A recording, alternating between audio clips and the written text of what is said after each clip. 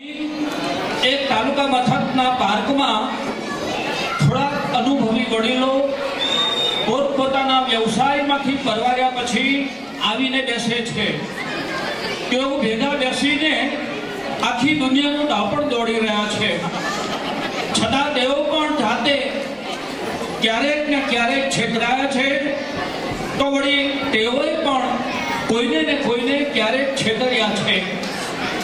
એટલે અહીં રજૂ થનાર દ્રશ્યનો વિષય વસ્તુ છે છેતરપિંડી રૂપી ભ્રષ્ટાચારનું.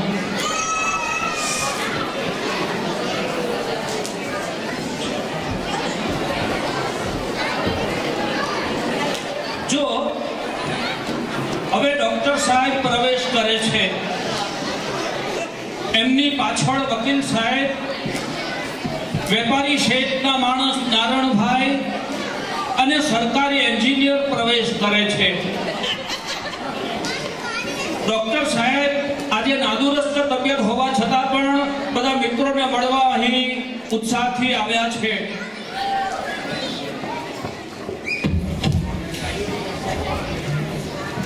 અરે આ કોણ આવે છે? જુઓ જુઓ, આ તો આપણા ગોર મહારાજ. મજામાં ને ગોર મહારાજ? શું ચાલે છે? શું ચાલે? ધૂળ અને ઢેફા અમારે 12 મહિના ક્યાંથી સરતા હોય? આ ભૂખડી બારસ ગામમાં તો કોઈ સત્યનારાયણની કથાએ કહેવડાવતું નથી. એમ ત્યારે તો પછી તમારું ચાલે છે કેમ? ચાલે હવે આ લગ્નગાળો આવે ત્યારે 12 મહિનાનું કમાઈ લઈએ અને કંઈક ઘર ભેગું કરી લઈએ. બાકી તો વાર તહેવારે થોડું ઘણું સીધું મળી જાય કે શ્રાદ્ધમાં જમવા જઈએ એમ ગાડું ગબડે જાય. હે ગોરજી, આ તમે ઘર ભેગું કરવાનું કહ્યું તે શું? આ જુઓ ને ભાઈ, કોઈને ઘેર જનોઈ, લગ્ન, હવન જેવો કોઈ પ્રસંગ હોય ત્યારે હોમવાના ઘીમાંથી થોડું ઘણું મારી લાગીએ કે અમારે આખું વર્ષ ચાલે અને એમ અમારો ઘીનો ખર્ચો બચી જાય. લો ત્યારે એવી કંઈક વાત કરો તો જામે. પ્રસંગમાં આટલા બધા માણસો બેઠા હોય તેમાંથી તમે કઈ રીતે ઘી લઈ આવો? સાંભળો ત્યારે એવી જ વાત કરું, પણ હોંકારો ભણતા રહેજો.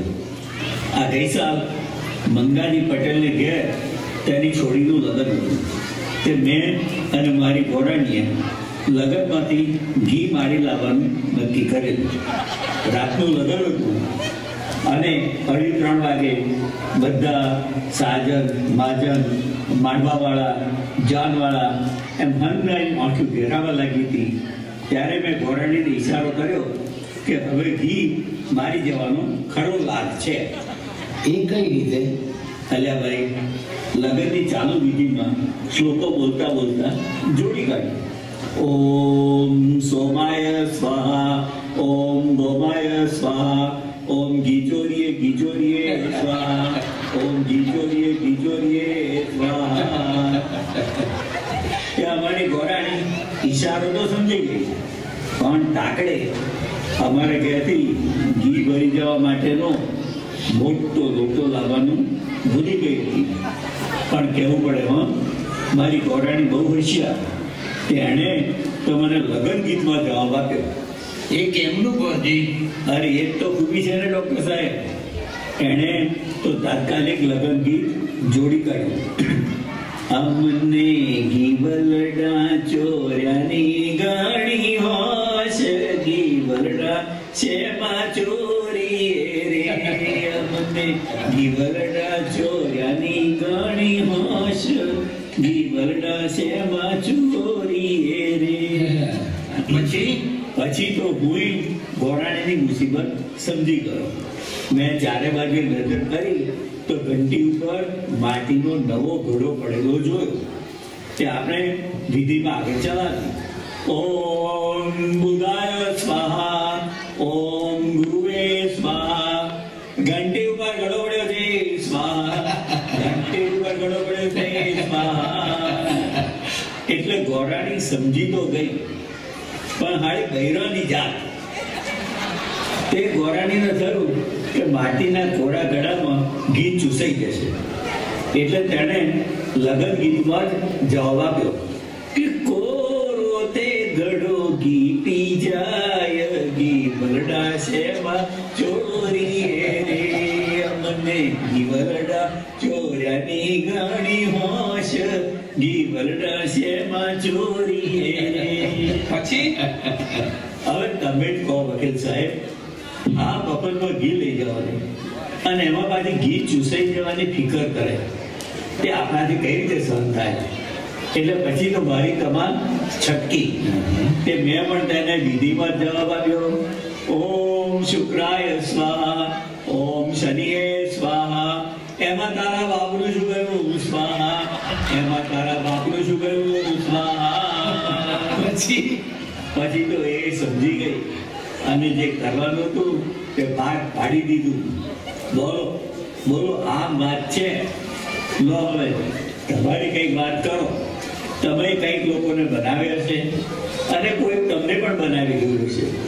ડોક્ટર સાહેબ, તમારી પ્રેક્ટિસમાં આવું કોઈ રસવા જેવી વાત બની હોય તો તેની વાત કરો. મને એવો એક દર્દી ભટકાઈ ગયેલો ભાઈ, લો એની જ વાત કરું. આ બાજુના ગામનો છગન મોતી એની બૈરીને લઈને મારા ક્લિનિક પર આવેલો. બૈરી ઘણી બીમાર હતી અને એની છાતીમાં ગાંઠ થયેલી, તે તાત્કાલિક સર્જરી કરવાની જરૂર હતી. મેં તેને સમજ પાડી અને ઓપરેશનના રૂપિયા 25,000 થશે તેમ પણ કહ્યું.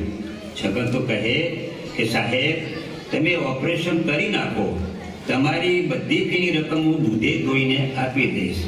અરે સાહેબ, તમે તો અમારા ભગવાન જેવા છો. આને તમે મારો કે જીવાડો, હું તમારી ફી આપી દઈશ. પછી શું થયું? અરે ભાઈ, મેં તો કેસની ગંભીરતા જોઈને અને તેની વાત પર ભરોસો રાખીને ઓપરેશન કરી નાખ્યું. હવે થવા કાળ તે તેની બૈરી બિચારી મરી ગઈ. પછી શું થયું ડોક્ટર સાહેબ? અરે પછી જ રામાયણ થઈને મારો બેટો છગનીઓ પૈસા આપવાનું નામ જ ના લે. મેં ઉઘરાણી કરી તે મારો બેટો ડાબીસ મને કહે કે ડોક્ટર સાહેબ, તમે યાદ કરો, મેં તમને કીધેલું કે તમે એને મારો કે જીવાડો, હું તમારી ફી આપી દઈશ. બોલો સાહેબ, તમે એને મારી છે? મેં કહ્યું ના છગન, મેં તેને મારી નથી.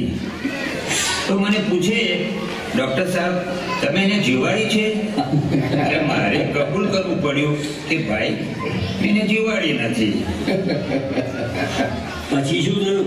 પછી તો ડામીસ મને કહે કે સાહેબ, તમે એને મારી નથી, તેમજ તમે એને જીવાડી પણ નથી, તો હવે ફી કેવી ને વાત કેવી?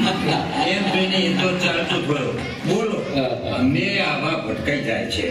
કેવું પડે ડોક્ટર સાહેબ, તમને પણ કોઈ માથાનો મળ્યો? લો હવે વકીલ સાહેબ, તમારી કઈ વાત કરો.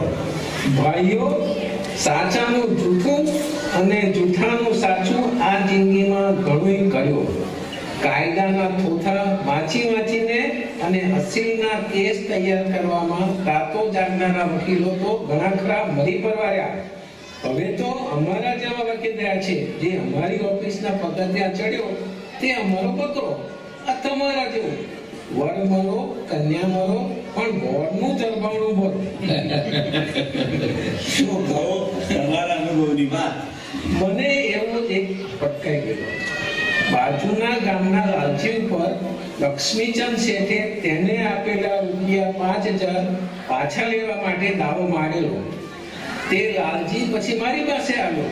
મેં કહ્યું, હું તને છોડાવીશ, પણ મારી ફી 500 રૂપિયા થશે. તે કહે કબૂલ. પછી મેં તેને કોઈ પણ પ્રશ્નના જવાબમાં તારે માત્ર મિયાઉ બોલવું એવું શીખવાડ્યું. કોર્ટમાં કેસ ચાલે.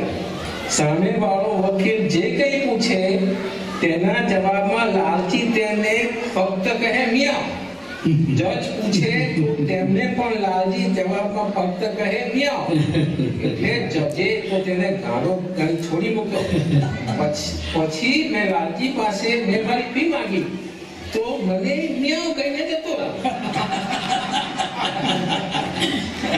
अरे वाह वकील साहेब, आ तो अपनी बिल्ली अपने को म्याऊ જેવું થયું તમારી પાસે. હવે નારાયણભાઈ, તમારી કઈ વાત કરો.